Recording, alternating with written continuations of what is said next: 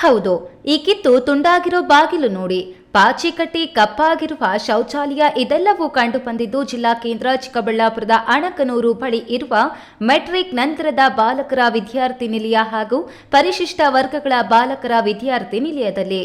ಅದು ಪ್ರಧಾನ ಜಿಲ್ಲಾ ಮತ್ತು ಸತ್ರ ನ್ಯಾಯಾಧೀಶರ ಎದುರಿಗೆ. ಇದನ್ನ ನೋಡಿದ ನ್ಯಾಯಾಧೀಶರಿಗೆ ಶಾಕ್ ಆಗಿತ್ತು. ನಿನ್ನೆ ಸಂಜೆ ಜಿಲ್ಲಾ ಕಾನೂನು ಸೇವೆಗಳ ಪ್ರಾಧಿಕಾರ ಅಧ್ಯಕ್ಷರಾದ ಜಿಲ್ಲಾ ಸತ್ರ ನ್ಯಾಯಾಧೀಶ ರಾಮಲಿಂಗೇಗೌಡರು ಹಾಸ್ಟೆಲ್ಗಳಿಗೆ ಸರ್ಪ್ರೈಸ್ ವಿಸಿಟ್ ಕೊಟ್ಟಾಗ ಕಂಡುಬಂದ ದೃಶ್ಯಗಳು ಇವೆಲ್ಲ.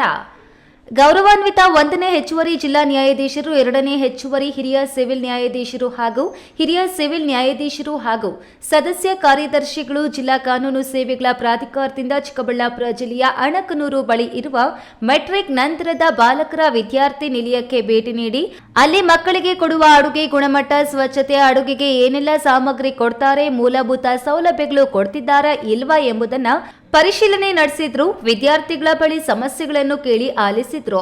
ಆನಂತರ ಸರ್ಕಾರಿ ಪರಿಶಿಷ್ಟ ವರ್ಗಗಳ ಮೆಟ್ರಿಕ್ ನಂತರ ಬಾಲಕರ ವಿದ್ಯಾರ್ಥಿ ನಿಲಯಕ್ಕೆ ಭೇಟಿ ನೀಡಿ ಪರಿಶೀಲನೆ ನಡೆಸಿದ್ರು.